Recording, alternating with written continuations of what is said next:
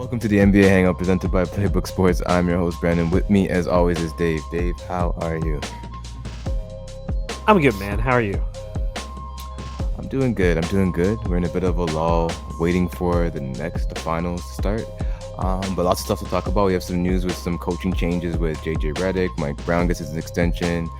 GM changes with Troy Reaver heading out in Detroit. We could talk about what that means for them. Houston looking to move their third pick, and of course, we'll do all things NBA Finals as we look into the Mavs versus the Celtics. So what you been pondering on this week since we haven't had actual basketball to really talk about? I'm just scouring mock drafts. I have no idea, none at all how this draft's gonna go down. It is the most wide open. I think at the top, you can say that like Alexander Sarr is gonna go top 3. Same with like Zachary Share. Beyond that, like I have no idea. I think people have like there's like zoning in on groupthink. Like, hey, yeah, this is how it's gonna shake out. This is what But the top 5 looks like. This is what the top 10 looks like.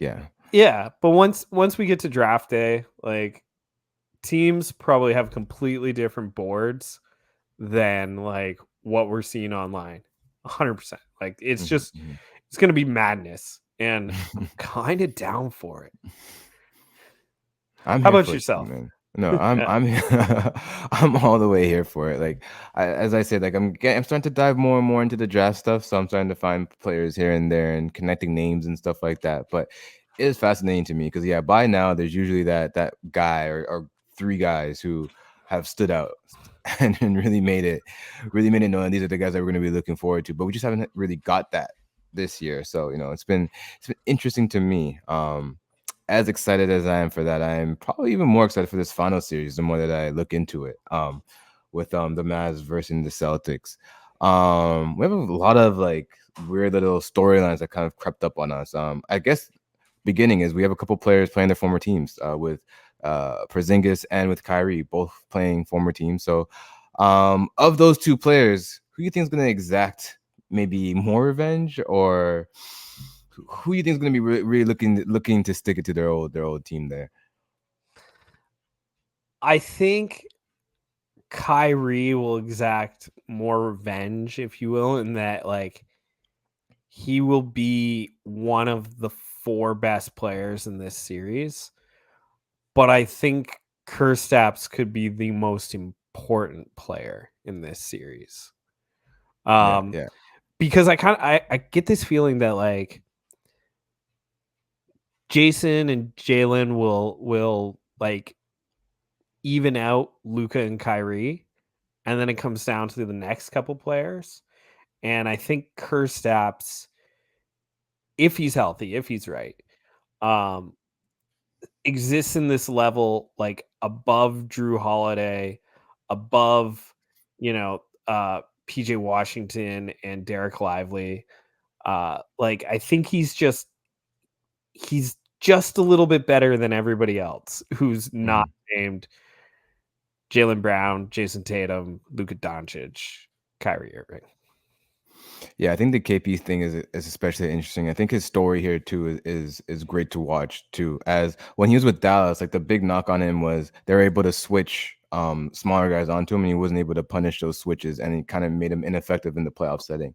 I know this year with Boston, that was the main focus of theirs, is getting him comfortable in beating mismatches, and he was really good at that. Like whenever teams switched, put smaller guys on them, he really did punish them. We didn't get to see it as much as I would have liked through this playoff run since he's been injured, but I think that's also part of his redemption arc too, is to show that he is more of a playoff player. And I think not what a better team for him to show that against than his former team, where those kind of knocks kind of started. I think it's a big series for him, and I think you're on the money there if we had to choose X factors, which I think we should. I think Kristaps would be the one for Boston. I think how effective he can be, and with how the bigs are for Dallas, like they're going to be rim running guys. Like we mentioned before, they're not ones to really step out and stretch the floor.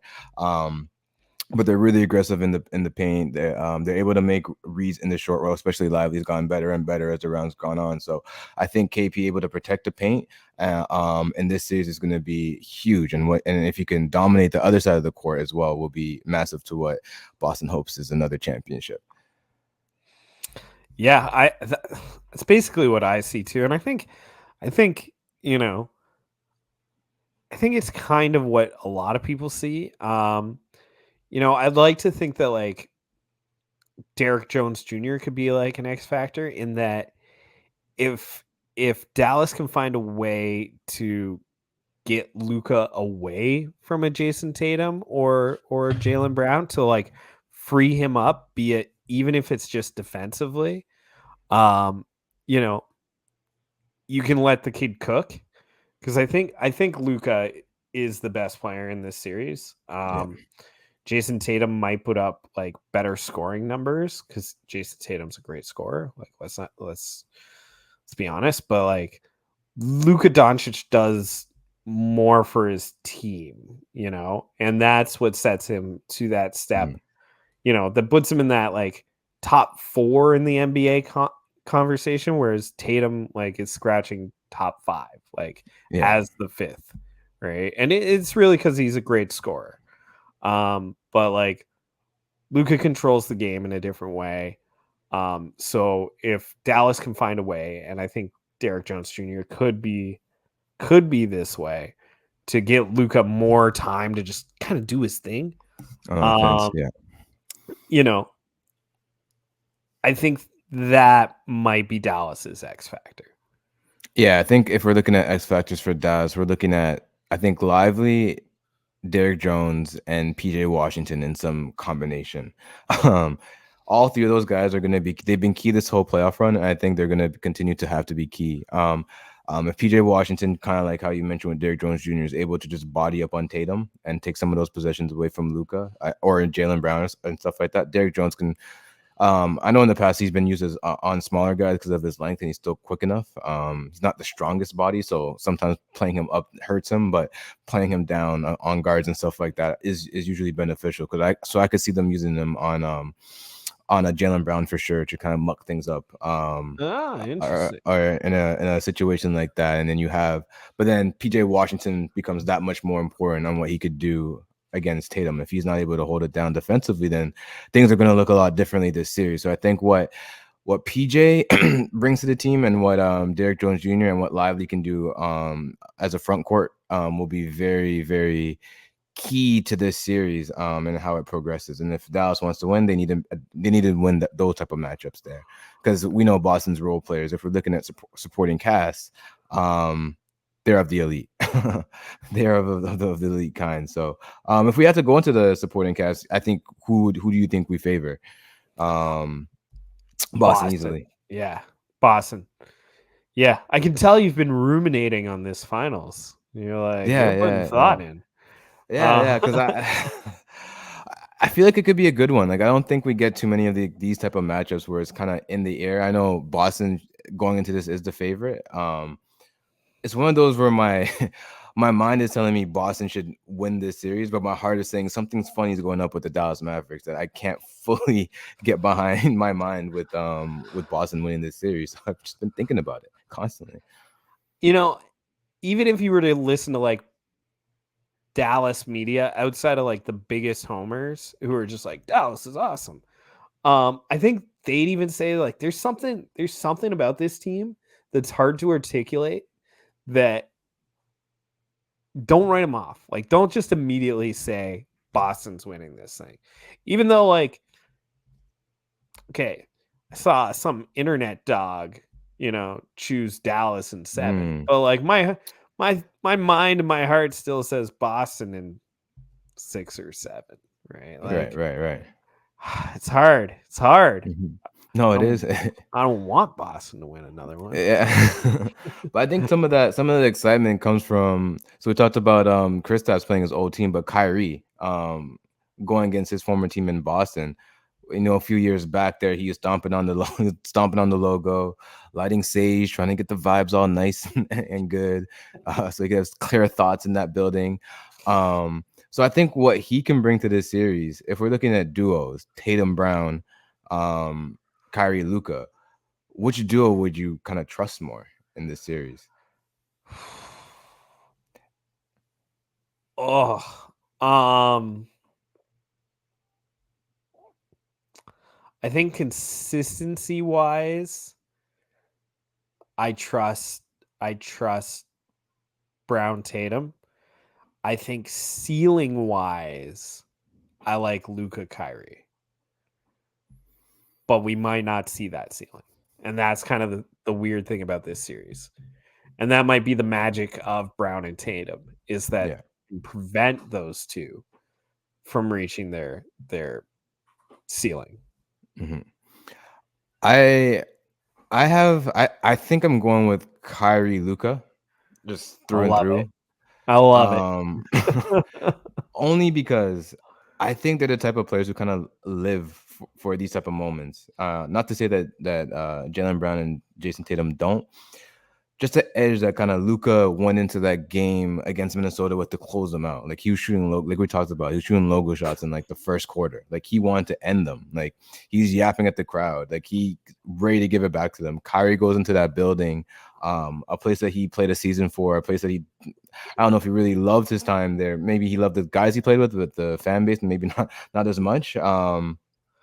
He's going in there with a certain edge to him, and I think those type of little factors will be the type of things that will push them to get to their ceiling a little more, even if they're kind of covered in a way that's not beneficial to their type of game. Um, yeah, just the edge that Luka has been playing with. He was hobbled last series, but you wouldn't really even remember that because of how well he was playing and how he just drew inspiration from anything on the court, anything that was kind of going on. I think Kyrie can have that similar effect on the game, and I think he's even been quoted as saying he's not looking to take any of these matchups for granted anymore because he knows what it's like to get to the finals and how hard it is and how little chances you can have at the Apple.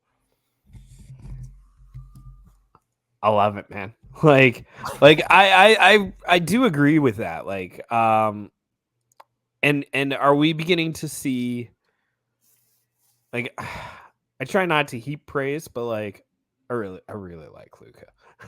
Are we beginning to see the like he's 25 now. This is like historically when players really kind of like amp up and really start to like show themselves as like super duper stars. The only ones who've like done it faster are like LeBron.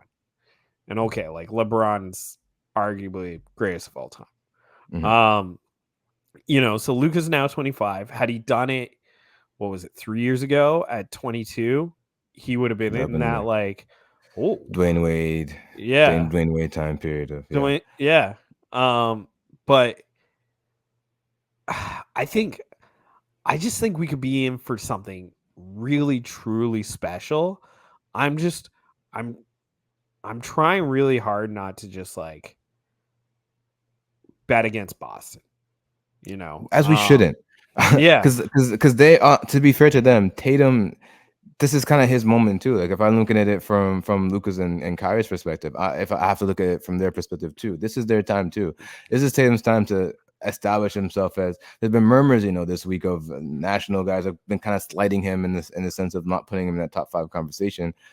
I think we aren't any different in that we wouldn't really put him in that that top five situation, top five player ranking either. But if he is to have a moment where it's to show us, okay, no, I am here, I am that guy, this is who I am, like I should be in those conversations, and next year I better be in those MVP conversations, and you overlooked me for this past year. This is where it kind of starts for him. This is a moment for him as well, as much as it could be for Luka. It should be that and more for Tatum and even Jalen Brown. I think they've knocked at the doorsteps all these years. How many conference finals have they been to together? This would be their second finals. Um, I think as much of it could be a moment for Luka, I think it has to feel that way for Tatum and Brown as well. Like this should be their time to prove themselves. Yeah, who do you think has more pressure on them then? I think it's Boston. I think it's really Boston who has more pressure. I think if Mavs don't win it this year, like if they don't, it'll be look like this is a nice run for them. Like this is a fair run. sort of like how it was for Miami last year. Like it's a fun run, got to the finals. We're not really expecting you to win the finals, but if you make some noise, it's good. But I think internally, I feel like Kyrie. I don't know. I'm not even like a Kyrie guy. Like if people talk to me outside this, they would know. I'm not like that huge of a Kyrie guy, but I think this is kind of like one of those moments for him that like I think he himself is placing that pressure that this might be one of his last chances he gets to show himself on this stage.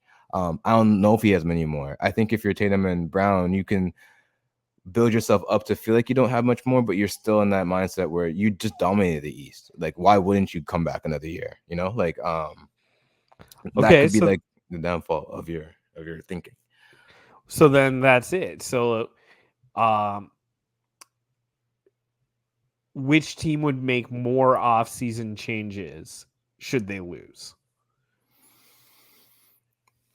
Yeah, I think it would be Boston if they lost because I think Mavs regardless are going to make changes. I think just the way that they're kind of set up, they're going to have to do some stuff regardless. I don't think they have much. I don't think they have much room to maneuver with to begin with. So I think they're kind of set. And I think if Boston loses, I think you got to look at some things like really closely because it's been a long time now with the same type of core. And you've done everything. You've done.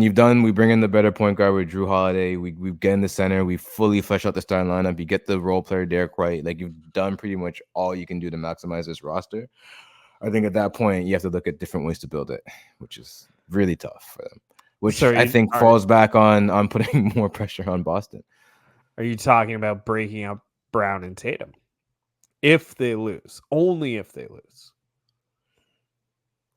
You have to look at it. You certainly have to look at it. Um, it's not an easy conversation because with a duo like that, you're getting far. You're having like historic seasons year after year. But you want to have that. You want to have that championship. And I don't know if you lose this series. If the potential is that you lose this series, that you feel confident with that tandem going into another season like that.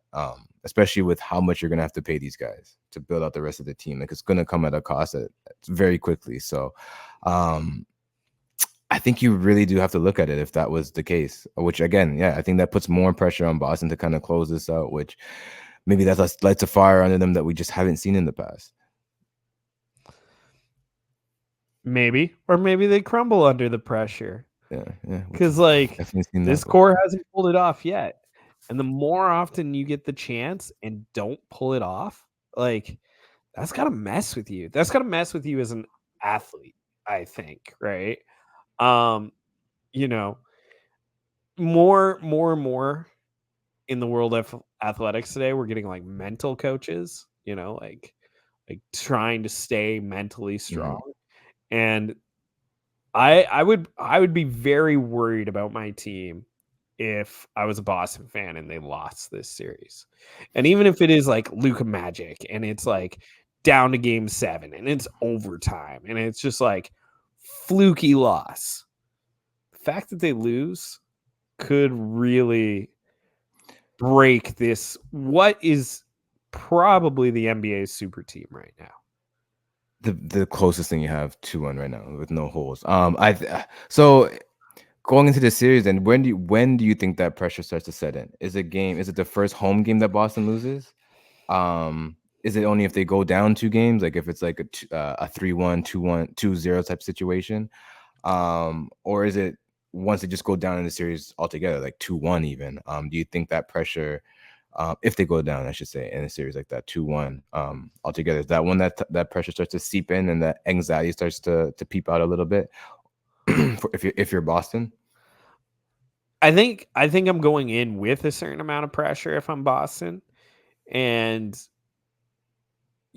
like if they lose game 1, I think you get worried. I think you get worried because if we're correct in that they're playing with pressure, I think it shows itself right away. But I also think Boston's going to win. So this is a lot of ifs and buts, right? But um God, I'd love to see it. Mhm. No, As a I'm as I'm a as a Raptors fan who just like went through the season we went through, I'd love to see Boston fall on their face. Take someone else down with you. Sorry, More. Boston fans. Your team is just too good. That's the problem. They're Yeah, it's too always good. good, right? The Whenever rest your of us team's are good. jealous. Yeah. Yeah, whenever your This team is is good, it gets pure boring for the jealous. rest of us. Yeah. More Pure narratives jealousy. though coming out of this is Jason Kidd won a title with the Mavs 2011. He's now the head coach, leading his team all the way to the finals. I know when he was hired, there's a lot of skepticism of what he could provide for the team because he didn't have his best showing with the Bucks. He was knocking drinks off of people onto the court with Brooklyn. So confidence wasn't super high with Jason Kidd when he first became the Mavericks head coach. But I guess to his credit, he stayed with them. He's employed some things that didn't work. He's changed some things, and now they're in the finals after all this time. So just want to shout out his little rise as a NBA head coach. Well, and like kids really kind of like gotten a lot of credit for his time in Dallas. Like he's kind of come around, and a lot of the national people are now like, oh, I think Jason Kidd's maybe one of the better coaches in the NBA these days. And sometimes you just got to find your fit, and sometimes when you're a former player, you often get critiqued as to whether or not you're going to be a good coach. Just ask potentially the new Lakers coach. We can even ask Steve Nash. That was a Yeah. rough, That was a also in rough one Brooklyn. for Steve Nash. Yeah. But I think I think you're right though. You get the eyes are on you a little bit more when you're a former player. You might not be given the same grace as like a unknown coach might be given. It's pros and cons when you when you have a big name. You get the job easier because you're a big name, but you're judged a little harsher because you're a big name. So I guess going off of that, the Mavs defense, which is something that Kid has had a hand in, the Mavs defense versus the Boston offense, I think is going to be a huge role in this series. I think this is where I ultimately have Boston winning out. Like I think this is where they should win the series. Is if they're winning the series is because their offense is just too much for the Mavs to handle. You have guys scoring on basically every position, and it's hard to really game plan. You can't really. You could throw your zones out there, which Kid has used a little bit zone at times. You can throw your different blitzes at guys. I think the most effective thing you can do as a Mavs team, which they've had experience doing this against Minnesota, is throwing those blitzes and traps at Tatum and at Jaylen Brown. I think that's when they get sped up a little bit. They start to make some indecision. That's where the anxiety starts to seep in, and the pressure starts to mount, and you see them make some mistakes, and they're not natural playmakers. But you have Drew Holiday now to kind of settle that. So that's kind of like where that push and pull I think is going to come from. I think in this series. Yeah, I could see it, but I think you can only kind of like blitz and up tempo a team so much before they get on top of it. Yeah. I think you almost don't want to do it too much because in a 7-game series, like if you start off just like blitzing No, you're dead Boston by the and we're end. like, yeah, but by game 7 they've figured it out, right? Yeah.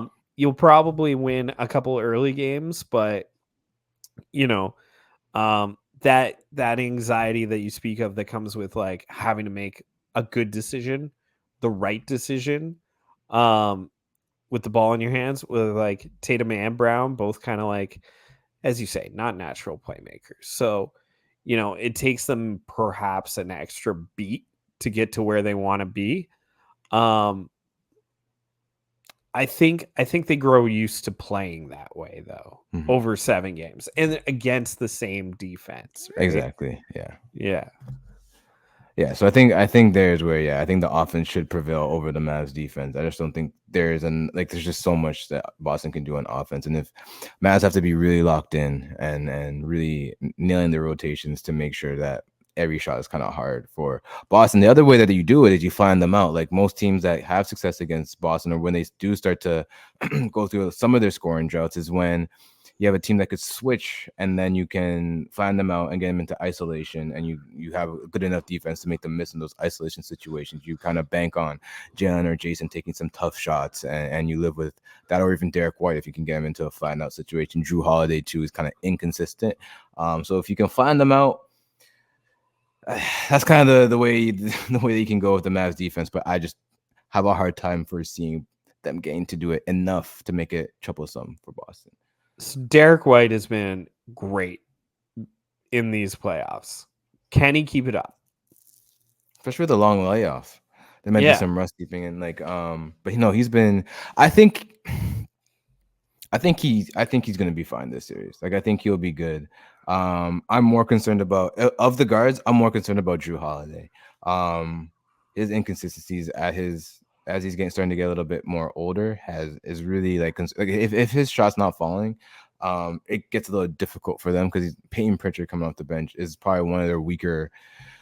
Like, you don't want Kyrie or Luka, like they're gonna have Drew out there. So if he's not able to provide what he needs to provide offensively, it can get a little dicey for them. But where that makes up for it is on the defensive end for Boston, because we talked about a little bit last week about the pick and roll offense that the Mavs have been running and how that's just been crushing teams.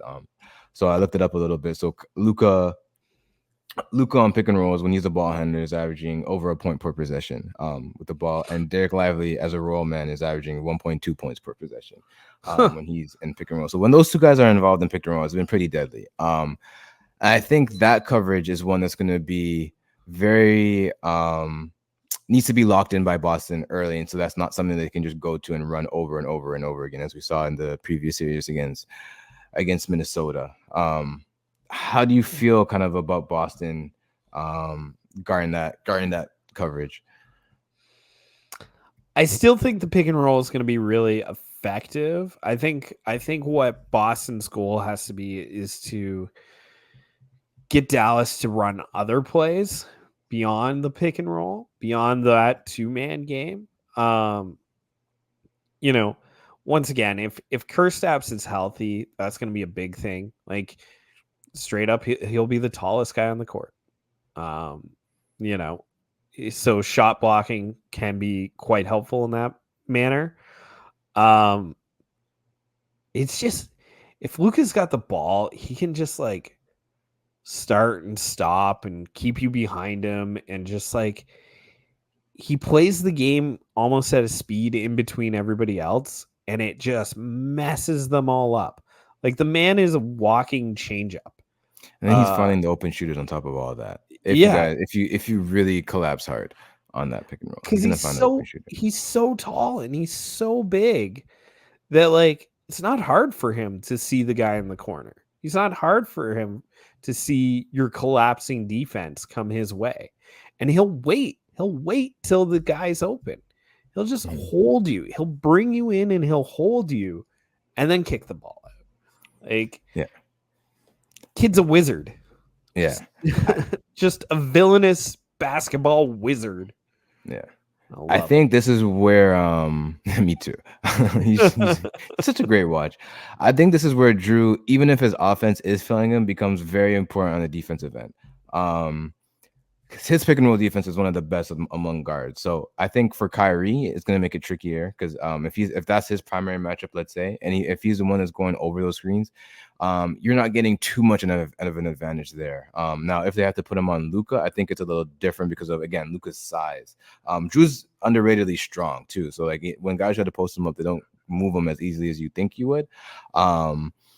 But I still think that it's Luka. At the end of the day, it is Luka. So what he can do on offense is just coming off the pick and roll and just having those options available to him. Even with a pest like Drew Holiday staying attached to him, I think it's still going to be difficult. But it's where his imprint may be shown the most. Derek White too. Yeah. And that's it. Like we're sitting here and we're spitballing all the ways that like Boston could get caught, but I still think so they're foolproof. too good. Yeah, they're so deep, they're so good. They've got a foil for pretty much every Dallas player. I don't know. It's tough. Like, yeah, it's theirs to lose at this point.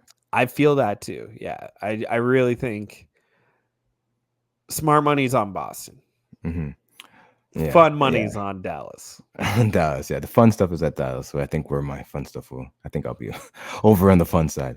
No, yeah, I think if we're saying the X factors here are going to be KP, Kristaps Porzingis, crushing mismatches. You know, it has to Yeah. be one of the that's one. We're looking at keys for Boston. That's going to be one key is Kristaps Porzingis winning his mismatches. You're looking at the role players stepping up and doing their role player stuff. You're looking at the guys like Derek White, Drew Holiday, again Kristaps stepping up on offense and providing a lift for them there. And I think that should be in their favor. And I think you're looking at as well the defensive side of things. I think that pick and roll, if you could take away that pick and roll from Dallas, which I think they're, as we talked through, I think they're capable of at least slowing it down.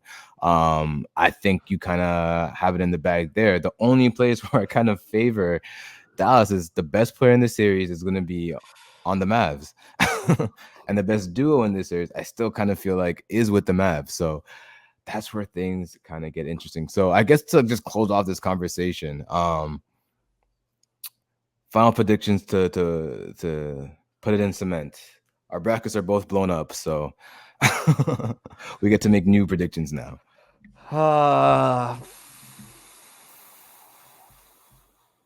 Celtics in 6, Dallas in 7.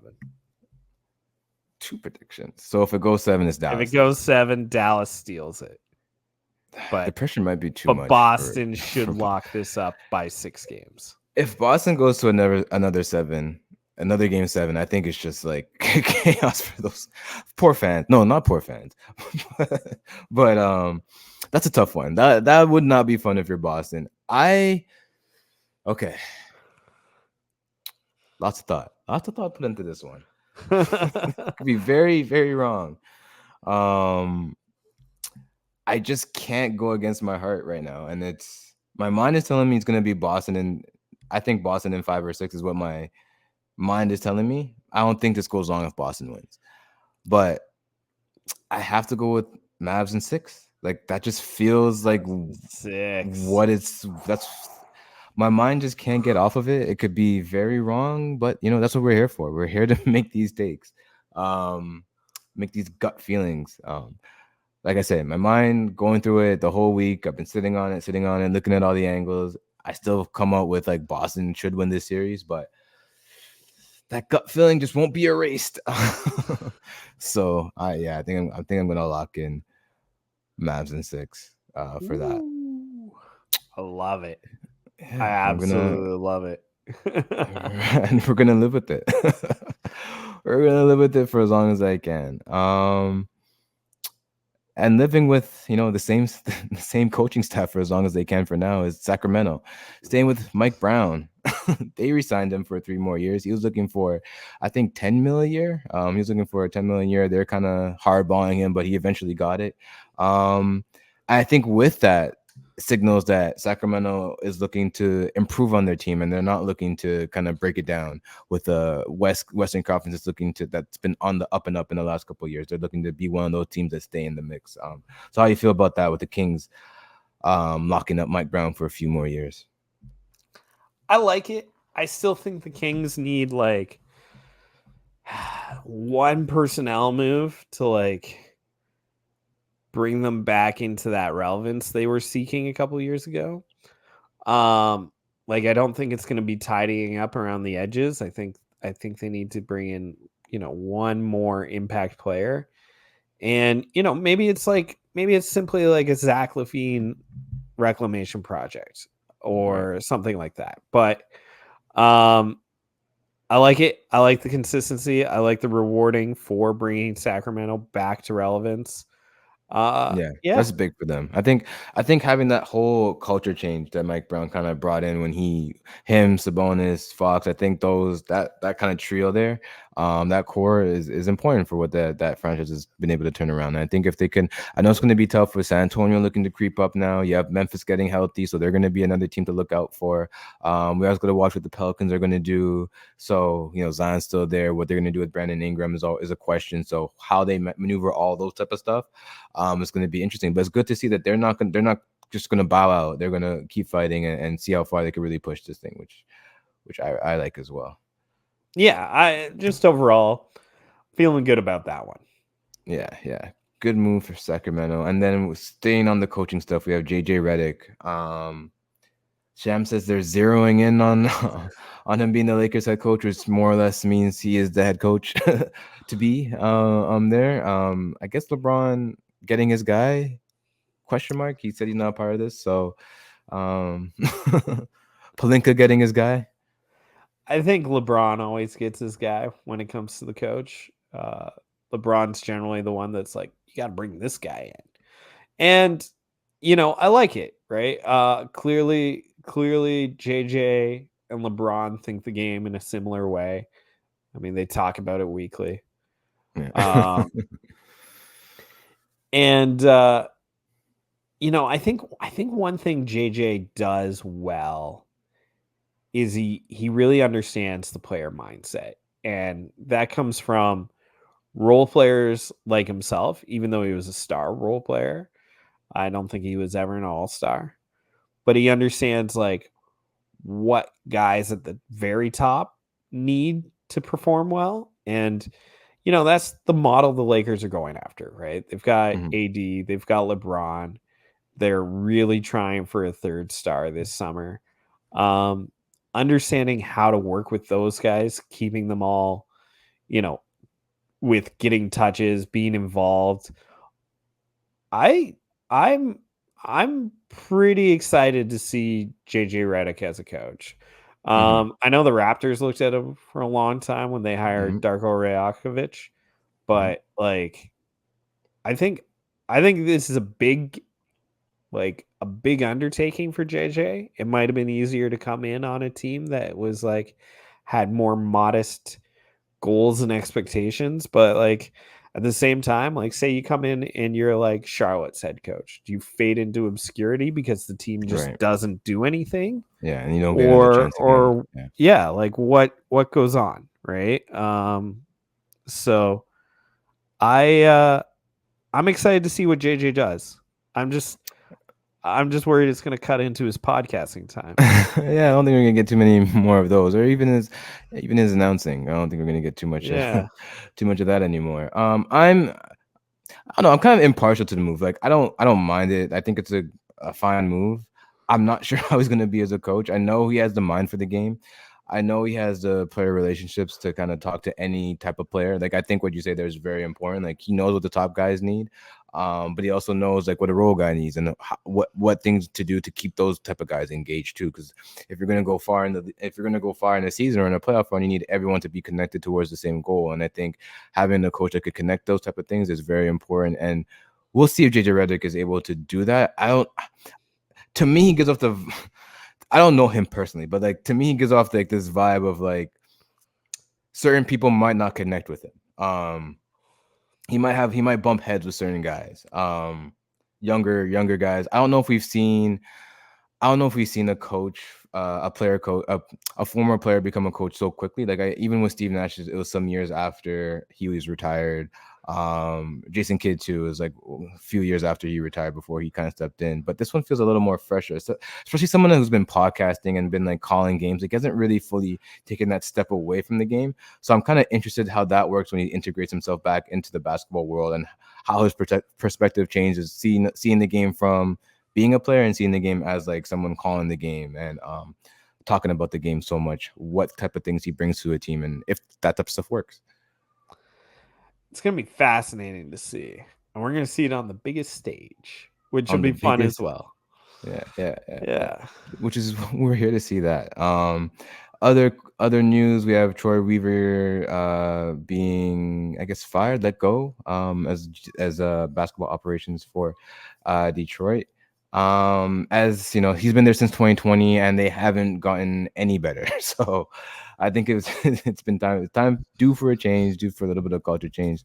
They hired Langdon, Trajan Langdon, younger guy, he's been around the block, GM of the Pelicans, worked with Cleveland, the Spurs as well. So we'll get to see what he's able to do if a younger, fresher mind is able to bring results to Detroit that weren't there before. Remains to be seen. It's yeah, the Detroit situation's tough, right? Because Detroit could have very easily did what Houston did this year and they didn't. And I guess that'll be Langdon's like goal really is to follow the Houston path, bring in enough veterans that can show this young team how to win, bring in the I don't think you want to fire the coach because he makes so much money. But like, you know, Oh, that's try very fun. Yeah. try and try and be OKC, try and be the Houston Rockets, try and find those last couple pieces that take you from irrelevance to the playoffs. And you don't even have to look out west. Like the Magic, they made Yeah, the playoffs this year. They're fifth seed. they were great. They're in your conference. They're in a similar situation that you were in not too long ago. There's no reason why they're there and you're not. In my mind. So No, and I'm right there with you. Like Detroit's brimming with talent. You got to figure out how to bring it together.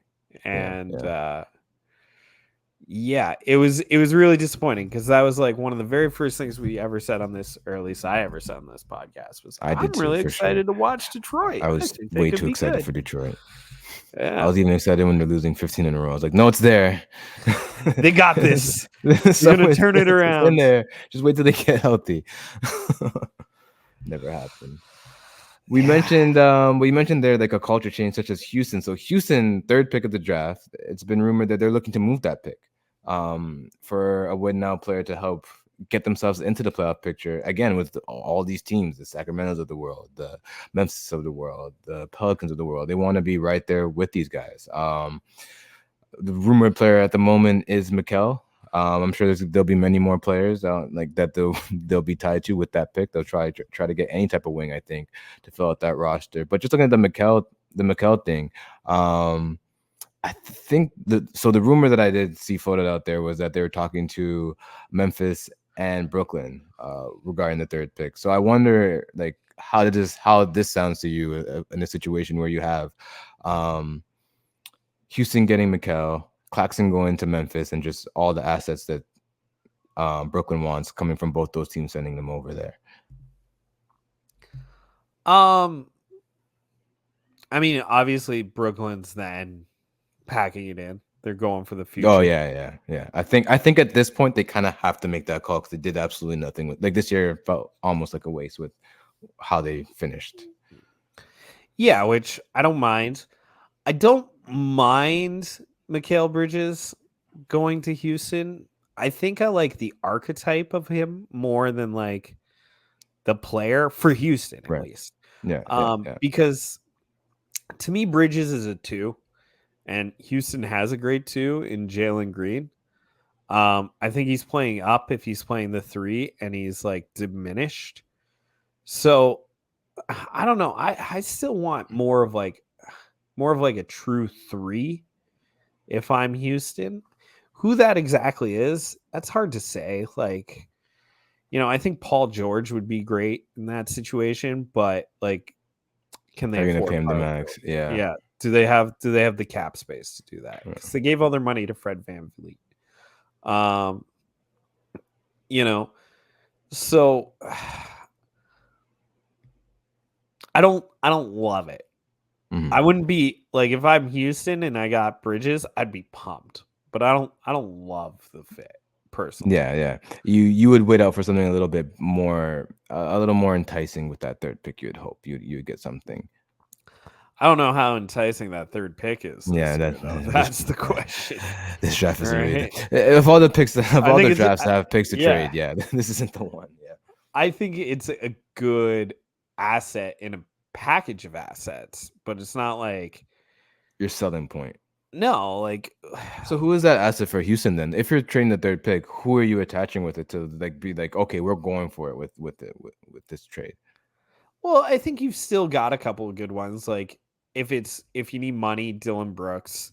If you don't, Tari Eason. We were talking about him. Amon Thompson might be the guy that you have to give up to get like the right player back, because like Thompson's getting squeezed. Like he doesn't necessarily have a starter's role on this team, and he was a he was a top 5 pick, right? Right. Like the kid should Rightfully play. so. Yeah. Yeah. Yeah. So I could see another team like talking themselves into him, especially a team that is like, you know, rebuilding like Brooklyn. I just don't know if I want Mikal Bridges playing the 3. And Hmm. I don't think I want Jalen Green playing the 3. I think both of those guys are like really good 2 guards. Um golly, this is a tough one. I don't know Hmm. who the missing piece for I think Houston it's tough is because right even now. like some of like the players I'm thinking about at that 3 position, okay, I'm thinking like, okay, Chris Middleton, but then what are you giving to the Bucks that make sense for the Bucks? You know what I mean? Like you can give them the Yeah. third, but they're gonna want to compete. And what player? Like Dylan Brooks, you're getting like a younger, like I don't know what you would like as a third and Dylan Brooks, what you really want to spend your third on. Like Chris Middleton is a good player, but he's also older and not the player that he was a few years ago. So it's I think it's not an easy position if you're Houston. You might have to just hold on to No. that pick. No, and it's like if it's Andrew Wiggins 2 years ago, that's a good archetype, right? But Yeah. are you overpaying for him? Is Harrison Barnes enough? You know? Yeah, the 3 is an increasingly difficult position to figure out when you're like trying to get that kind of do it all player that you can get who's gettable, right? Yeah. Yeah. 'Cause those guys exist, right? You've got your Yeah. LeBrons, you've got your Kawhis, you've got your Paul Georges, you've got hey, KD plays the 3, you know? Um, but none of those guys are really Yeah. gettable, And then right? none of those are available. Yeah. You know, is Jimmy Butler gonna go to Houston? You know? Maybe he's from he has ties there, but I don't know if he like.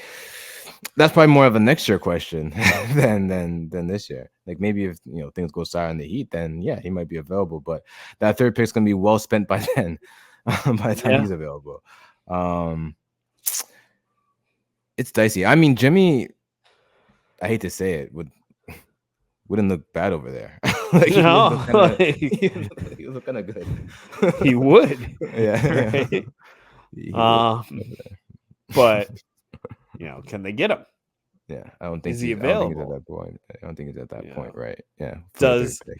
does Miami want Amin Thompson in the 3rd pick? No, that's not their type Dylan of like. Brooks in the 3rd pick, Yeah, right? that's not their type of move that they typically would make. Unless they're Yeah, parlaying that towards like getting Donovan Mitchell. yeah. Unless it's like part of a bigger thing where you're getting another star, then they're like, okay, yeah, we can get rid of one because we're getting another. but We gotta but have a yeah, star yeah. though. We Yeah. gotta have a star, yeah. But yeah, like for Houston, I think it's a tricky situation. I think you do. I think what they're doing is the right thing. You throw the third pick out there. You see what you can get, fish out, see who's enticed by it, and see what you get. Maybe if you do land on it, like if Brooklyn is down for like a Mikal Bridges type thing, I don't think it's too costly. From what it was like maybe a year ago when when teams were trying to get Mikal Bridges, where Brooklyn was just saying no to everything. I think now they're at a reasonable headspace where it's like, okay, this Mikal Bridges thing didn't work out in the way that we thought it would. We're okay to move on and just start fresh, start clean slate. Yeah, I don't mind Brooklyn moving on. Like I know there's talks about them trying to get Donovan Mitchell, right? Because he wants to Yeah, come to New York, but maybe he doesn't go to the Knicks. Maybe he comes yeah, to Brooklyn, and it's like I think that's just like I think that's just not gonna happen, right? I yeah. think I think if Mitchell's going to New York, it's Knicks or bust. It's the Knicks. If it's Yeah, it would make little sense for why he would want to go to Brooklyn at this point. Maybe when they were like better a few years ago, it would have made him a little more sense. But at this stage that they're in right now, I just don't. I really don't see, especially if he's going to be a free agent in a year anyway. Like, why would he tie himself to that? yeah, When you can just go exactly over to the Knicks, where they're a legitimate playoff team every year now, it seems so. It makes a lot more sense to me. Even if the fit with Jalen Brunson is a little mucky, I'll take that over whatever's going on in Brooklyn. But I think that should do it for this episode of the NBA Hangout. Anything else before we head out? I think we um, got through it hmm. all. If you're gonna bet on the finals, just be careful.